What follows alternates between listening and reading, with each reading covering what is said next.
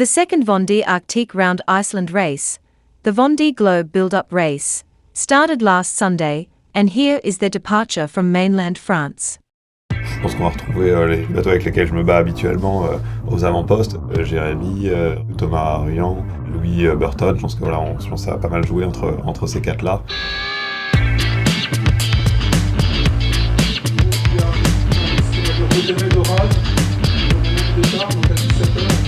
Un flux de nord-nord-ouest sur le départ qui se confirme. Donc ça va être un départ chouette avec de l'air, avec les foilers qui seront en l'air. Ouais, donc ça, on va faire, je pense, un beau spectacle devant les Sables d'Olonne pour le départ. On va partir vite des côtes et on va être vite dans l'ambiance sans être trop secoué. Il y aura un petit peu de houle, mais ça devrait pas nous empêcher d'aller vite. On va avoir du vent. Je suis sur les premières 20 heures de course à peu près. Là, on va rencontrer ce qu'on appelle une dorsale anticyclonique, donc une zone entre deux vents de direction opposée, donc où il n'y a pas de vent. Chacun va sûrement jouer de petits décalages pour essayer de franchir cette zone à l'endroit où elle est la moins large.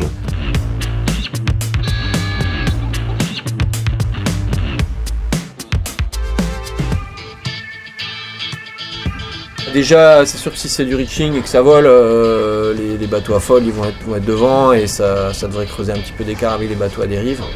Après, les franchissements de dorsale, il y a quand même un côté bien aléatoire. Et après, c'est vraiment le premier qui ressort de la dorsale qui pourra peut-être marquer un petit écart.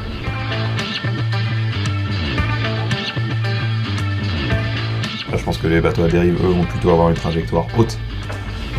De fait de leur vitesse de déplacement moindre, donc c'est possible que les bateaux rapides soient un petit peu plus vers l'ouest et les bateaux à dérive un peu plus vers le nord. J'aime bien quand c'est un petit peu engagé dès le début, des fois ça permet un petit peu d'écrémer, donc voilà, là ça va écrémer par le potentiel des bateaux, on va dire, plus que par la capacité du marin à être tout de suite dedans.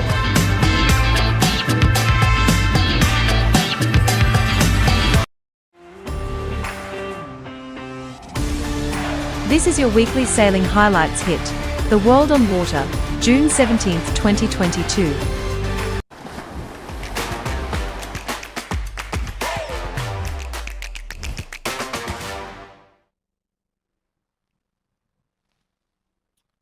And a very good evening. Welcome to Les Sables d'Olonne on the west coast of France. It's day number 3 on the Vendee Arctic race, this new race round Iceland. And this evening, the big news is that Charlie Dallin has taken over the lead this Wednesday evening. He's doing over 20 knots, has a 28-mile lead over second place Benjamin Ferry. He's also now well ahead of Jeremy Bayou. So not wanting to put Charal on the barbecue too early, Jeremy Bayou is now 90 miles behind, and Dallin's routing is a little bit of a dream. But as Jean Le Cam says, you don't need to believe everything that computers say. Meantime, the Dagger boats are generally doing pretty well. They're in the top half of the fleet, and boats number 14 to 24 on the standings are all foilers. So they're going to have to be patient and wait to get through into the new breeze. So let's look at the standings this Wednesday evening. 7 o'clock is the standing time. And Charlie Dallin, as I said, on top. He's doing 21.6 knots compared to Benjamin Ferry, who is now about 80 miles to the east. He's doing 10.3 knots this evening. He's 28 miles behind. Girek Soudé is now 84 miles behind Charlie Dallin in third. Jeremy Bayou is in fourth. He's a 92.6 miles behind, and he's still only doing 10.8 knots on the 7 o'clock ranking. Thomas Ruyant in fifth, Louis Duc in sixth, Eric Bellion in seventh, Antoine Carkeek in eighth, Manu Cousin in ninth. Denny van Winberg, the Belgian skipper, is in 10th. Sebastian Marcet is 11th. Nico Lundven 12th. And Conrad Coleman in 13th. So we're seeing all the daggerboard boats in the top half of the fleet, really. And then Arnaud Boissier in 14th on La Micheline. In 15th, we see Giancarlo Padotti. He is 169 miles now behind Charlie Dallin. Louis Burton in 16th. Damien Sagan 17th. Kojiro Shiraishi, our Japanese skipper, in 18th. Fabrice Amadeo 19th. Roman Atanasio 20th. Pip Hare is in 21st on Medallia, and she is close to Isabel Josh, who's 22nd, Alan Rura 23rd, and Benjamin Dutra on the former Hugo Boss in 24th. So that's the standings that we have at the moment. As I say, this nice lead for Charlie Dallin moving away in the as soon as he got out of the ridge or the light breeze. He was first out, and he's going really well at the moment. But in the meantime, let's have a look at our weather situation. This is our weather animation, giving you a clearer view of what's ahead in the next 24 hours. And we start off by saying, as I say, there's still this split in the fleet, really. Charlie Dallin's in the yellow, who goes out in the lead. There's a corridor of breeze in the east, still southeasterly, and the middle, and that's good for the daggerboard boats. We see Charlie Dallin jibing. He avoids a little cell of trapped high pressure between the two low pressures. And then there's some convergence between the two routes. But it's really not over for the daggerboard boats as they get up towards Iceland. But really, you see the circulation of the low pressure, and that really works in Charlie Dallin's favour. He should get downwind across the top of Iceland, and he will be on the southeast coast of Iceland on Friday. I say he'll then go across the top downwind, and possibly then fast reaching all the way down to the finish. The 83rd annual Bol d'Or Mirabaud, the huge race across Lake Geneva, was held last weekend, and we have the hapless story of the Spindrift Catamaran team. Ah, c'est sûr, c'est vraiment la course de l'année. On manquerait pas le Bol d'Or pour rien au monde. Et par contre cette année ça va être de nouveau une édition lente, vu le chapeau, et voilà, on est équipé pour avoir peu de vent, beaucoup de chaleur. Ça va rester intéressant parce qu'on ne sait jamais s'il y a un petit vent qui va se poser. Voilà, il y aura certainement une course à rebondissement comme chaque année d'ailleurs. Ouais, c'est un Bol d'Or assez classique, hein, avec des conditions assez faibles, un petit séchard, donc une petite brise thermique dans le petit lac, et ça va être plus compliqué dans le haut lac après Lausanne. Et bon, voilà, va falloir, déjà on est super content d'être au départ parce que c'était pas gagné il y a une semaine après notre chavirage, et l'équipe technique a fait un boulot incroyable, et donc c'est déjà une première victoire d'être sur la ligne de départ. Et maintenant on est impatient de prendre ce départ et de concourir voilà, dans ce Bol d'Or, parce que je pense qu'il va se passer plein de choses jusqu'à l'arrivée. Ouais.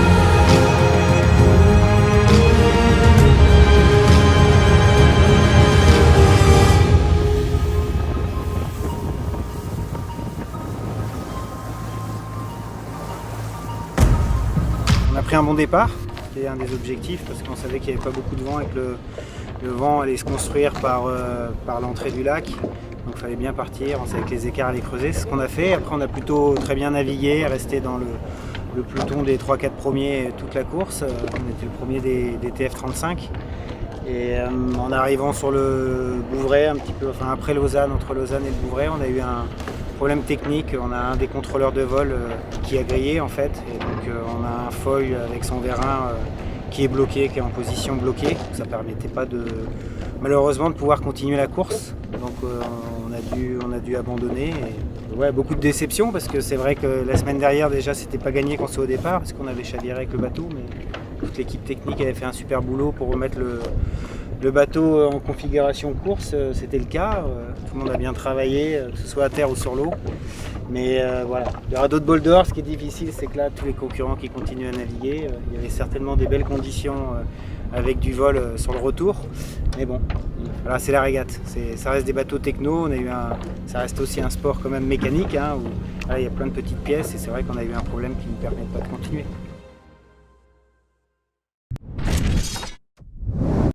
The Emirates team New Zealand land yacht team are packing up and relocating to a salt lake in Australia for more action. The process now for the next stage is to just get everything ready to ship to Australia. The key thing we need to make sure of is that we're fully self-sufficient when we get there. There is a lot to it. You know, you take for granted power. You take for granted the fact that if you've left something behind, you can just whip down the road and grab it. Well, we've got none of that. We're based at Lake Geneva, down onto the salt lake itself. We need to transit with the craft, and so we've got this awesome trailer that we've had made up, and we can fit that in a container. So when we get to the other end, we just hook up a ute and tow it out, so to speak. And then in the main container here, which is our workshop container, we've got to have everybody from engineers and the mechanics working in there right the way through to our media guys working in that same environment. So we pride ourselves on our ability normally to be ship shape and ready to go and fully self-sufficient. So this one's just a little bit extra to make sure we can cope with any of the demands from the project as we get to Australia. Incoming, Curly. 100 mil. Yo!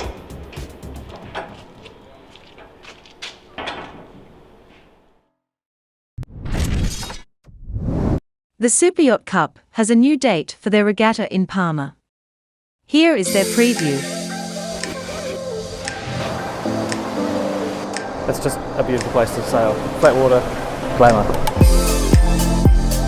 Bay of Palma is perfect.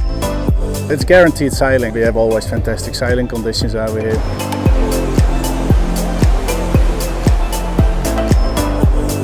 It's a really good regatta. The owners, the sailors, all mixed together and literally just have fun. It really is a fun event.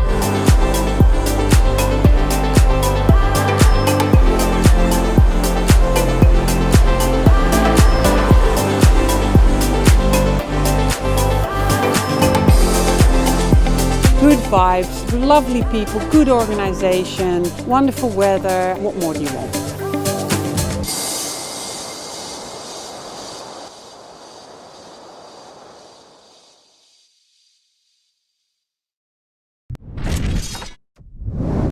British ILCA super coach John Emmett was at the ILCA 6 World Championships, and he spoke to champion Vasileia Karachaliou of Greece. So once again, leader does almost a straight line to the mark, and there's a huge banana. So I'm here with the Alliance champion.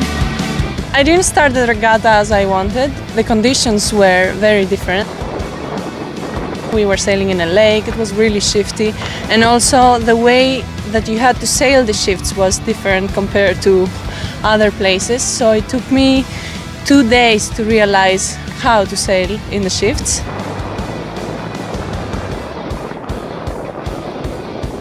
Yeah, I got used to how to sail the shifts, that was the most important for me. Be able to have a good start was also a mega point.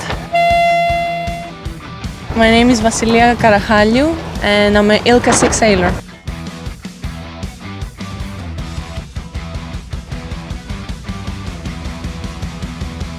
Can you talk a little bit about the medal race? Because normally a medal race is just offshore, but with my old eyes, I really couldn't see anything today. Yeah, we had to tow, I don't know for how long it was. 45 minutes? Yeah, it was very long, very long and choppy.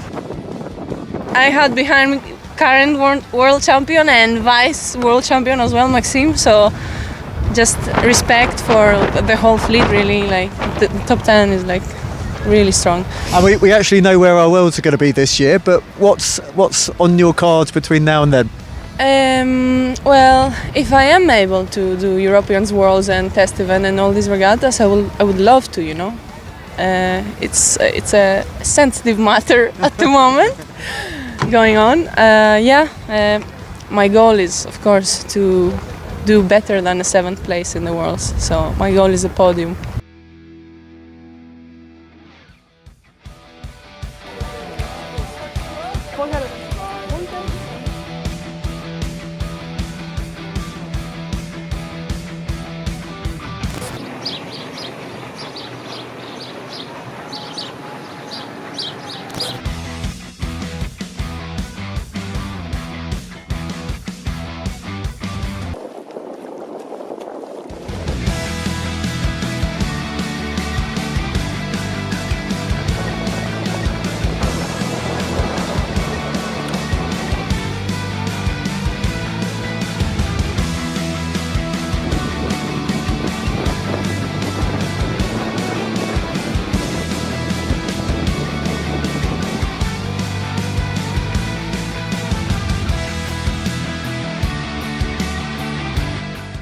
If you've enjoyed this video, please remember to like, share and subscribe.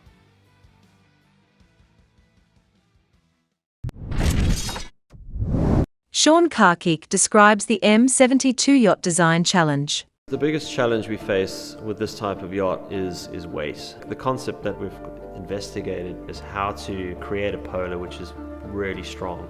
So how do we do that? Some of the unique aspects of the boat are a very powerful hull form that enables owners to cruise at high speeds but also safely. We've created a really powerful platform that's a very generous sail area so that we actually keep similar ratios to the equivalent of much lighter performance cruiser yachts, and then we have to combine that with enough stability to handle that large engine, which is the mast, sail plan and sail area.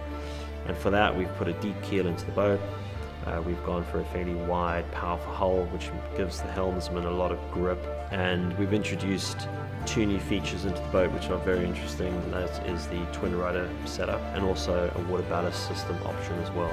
So it's a very powerful yacht, very safe yacht, but also a very comfortable yacht. There are a number of new faces in the IMOCA lineup for the Vendee Arctique. J'étais ici Here il y are a the 6 mois skippers. avec mon rameur, après 107 jours de ma traversée de l'Atlantique Nord, où j'ai bien galéré.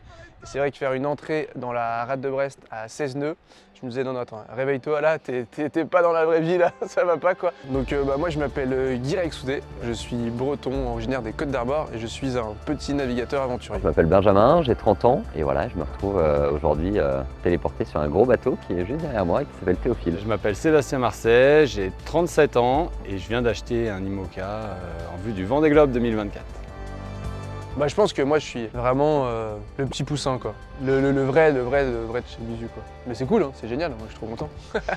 En fait moi j'ai découvert la course au large avec la Mini Transat en 2019 et avant j'avais fait pas mal de petits projets d'aventure, j'avais fait un tour du monde en stop, j'avais traversé l'Atlantique au sextant et puis après la Mini Transat j'ai croisé la route d'un certain Jean Le Cam qui m'a susurré l'idée de préparer le prochain Vendee Globe. Je suis entré dans le milieu de la course au large par la Mini 650 et très rapidement après j'ai intégré Groupama Sailing Team pour la Volvo Ocean Race 2011-2012 et en fait ça a été une sorte de tremplin vers une pratique de la course au large mais plutôt en équipage. Auparavant j'ai fait un tour du monde à la voile, accompagné ma petite poule Monique du pôle Nord au pôle Sud. Et récemment, j'ai fait une double transatlantique à la rame où j'ai passé 180 jours en mer. L'élément déclencheur, il y a eu plusieurs éléments. En fait, moi, pendant mon premier tour du monde, j'avais rencontré un navigateur qui s'appelle Éric Dumont, qui avait fait déjà auparavant plusieurs Vendee Globe. Et du coup, on avait passé pas mal de temps ensemble, il m'a raconté toutes ces histoires. Et c'est vrai que ça me tentait déjà quand même beaucoup, même si je me disais que c'était quelque chose qui était un peu irréel pour moi, c'était comme un peu aller sur la lune quoi. J'avais pas du tout vocation à continuer à faire de la course au large mon métier, à tu vois, passer en classe 40 ou en Figaro, etc. Mais par contre, ce truc-là d'aller voir les mers du Sud et d'aller passer 3 mois sur un bateau de course, ça m'animait pas mal. Et donc voilà, chemin faisant, je me suis réorienté vers ça avec la solitaire du Figaro 2019. Et puis ensuite un gros travail aussi avec Romain Attanasio de 2019 à 2021, fin 2021. J'étais 2 fois son co-skipper sur la Jacques Vabre, donc sur le circuit IMOCA. J'ai été son team manager et son skipper remplaçant sur le Vendee Globe 2020. Je me suis dit, en fait, Seb, t'es complètement légitime à pouvoir gérer un IMOCA en solitaire. Donc vas-y. Et je me suis dit, ok, c'est bien beau de rêver, mais si tu veux y aller, je pense qu'il faut le faire tout de suite, quoi. Faut pas repousser. Donc voilà, c'est ce que j'ai fait. J'ai fait l'acquisition du bateau de Benjamin Dutreux et puis ensuite trouver des partenaires. Et j'ai récupéré ce joli bateau qui là est tout blanc, mais qui est en fait l'ancien Massif, SMA, Banque Populaire, et qui est en fait un bateau de légende de l'IMOCA parce que le bateau le plus titré. Donc moi je vais tâcher d'être à la hauteur de ce bateau. Ce bateau, il a été construit pour Jérémy Bayou. Il a été Delta d'Or, Bureau Vallée, Un Monde Sans Sida, la compagnie du lit. Il a fini 2 Vendée, une Barcelona. Comment on fait? On essaye d'emmagasiner un maximum d'expérience en IMOCA. Et puis tout à côté, il y a la partie terrestre qui est énorme en fait, qui est la gestion de projet, trouver des partenaires, amorcer le cycle un peu pour avoir des partenaires qui font confiance, qui se mouillent dans le projet. Notre budget de fonctionnement couvre 50% des charges annuelles du bateau. Donc on recherche des partenaires, on cherche notamment un partenaire titre. C'est sûr que c'est quand même des sacrés budgets par rapport à ce que j'ai pu faire avant. Et donc là, moi j'ai réussi à à négocier avec ma banque pour pouvoir acheter le bateau, mais derrière il y a quand même un sacré budget de fonctionnement. Et donc là j'ai eu la chance de rencontrer le patron de freelance.com avec qui voilà, je pense qu'on s'est bien entendu et il a décidé de partir dans l'aventure avec moi. Février 2020, je dîne avec Jean Le Cam et il y a cette idée qui commence à mûrir de faire le prochain Vendee Globe. Et un an plus tard, globalement au passage du Cap Horn de Clarisse, je suis mis en relation avec Michel Desjoyaux, qui est propriétaire de ce bateau-là, et je réserve le bateau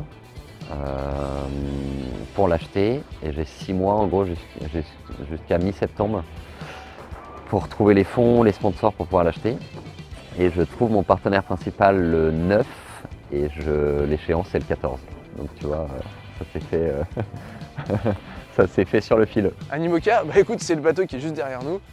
C'est des bateaux qui ont été faits pour le Vendee Globe, donc ça fait des 60 pieds, soit 18 mètres. Ça change un peu du mini parce que c'est 3 fois plus grand. Qui a un tirant d'air de 29 mètres, qui a un tirant d'eau de 4,50 mètres. En toile au portant, on a 700 mètres carrés, on a un speed 400 mètres carrés. C'est des bateaux extraordinaires parce qu'on va quasiment aussi vite que le vent. Et puis voilà, c'est des bateaux très marins, très légers, donc c'est censé voilà, résister, ce que j'espère d'ailleurs. Bon, bah vous voulez venir à bord? Ok. Hop. Et bah bienvenue à bord. Sur mon dernier bateau, moi je pouvais à peine me mettre debout, mais je pouvais pas marcher. Là tu vois, je peux me déplacer tranquille dans mon bateau quoi. C'est un peu le grand luxe quand même. Après là, ce qui est pas mal sur ce bateau, c'est que tu as une casquette en fait qui peut se fermer et se tirer. Et donc, voilà, parce que tous les bateaux aujourd'hui ont quand même des casquettes plutôt couvertes. Il va falloir qu'on mette un peu W40, mais logiquement c'est censé fonctionner. On a une super vue depuis la casquette là, parce qu'on voit les 3 hublots, on voit hyper bien vers l'avant, sous la bulle, on voit bien les voiles. Et puis à l'intérieur, ma petite zone de vie. Et donc bah ici, je suis censé passer pas mal de temps. Donc sur la carto, sur la météo, j'ai un super pouf, hyper confortable. Là tu as l'espace cuisine. Hop. Donc voilà, t'es prêt, on va faire un petit tour ou pas?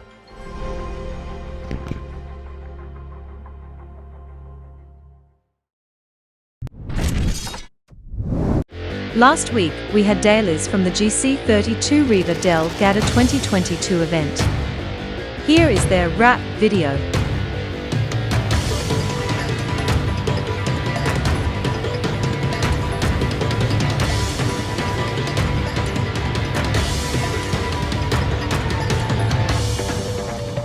Well, here we are in Riva del Gada, Italy, Trentino, for the start of the GC32 Racing Tour 2022.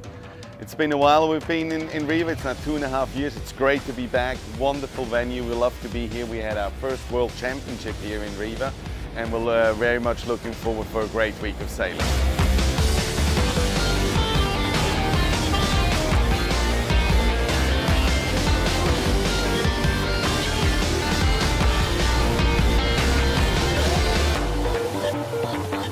It's great here, you know, fun to have more teams on the start line, new teams is coming, it's good. We're really happy, the more teams the better, it's good racing. Like the last season, it's close racing. It's even closer this year, I think. Teams are more together, always tight on the bottom mark or top mark roundings. But there are not many points between the different teams, so it's still open, everything for tomorrow.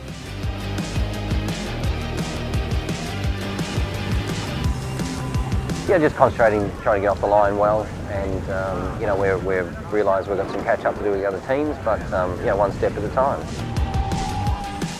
We're really happy to win the first event here in Riva del Gada.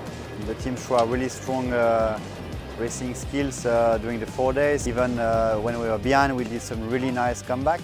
So we are really happy to find our good form as we were last year. Now it's good as well that the second boat finishing in 4th position. They did improve really well during the week, and I'm sure they're gonna look really strong in Lagos for the next event.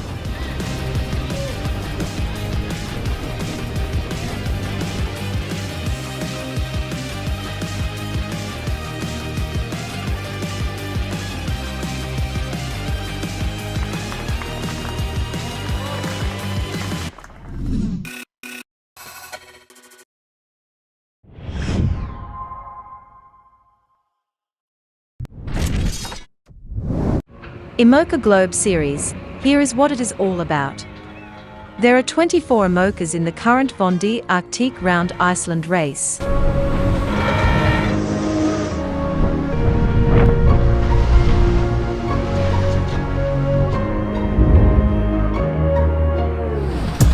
see my people ride with they open ends. I know they try to keep a vibe, but they credits thin. I see you walking up in easy Gucci on your belt. I really hope you can perform when the music ends. I know you're struggling to get by, to get all your dues. It's like a trick, then the loop really got me confused. Like where the hell would you worry about a couple shoes? From people dying just to look good, you know it too.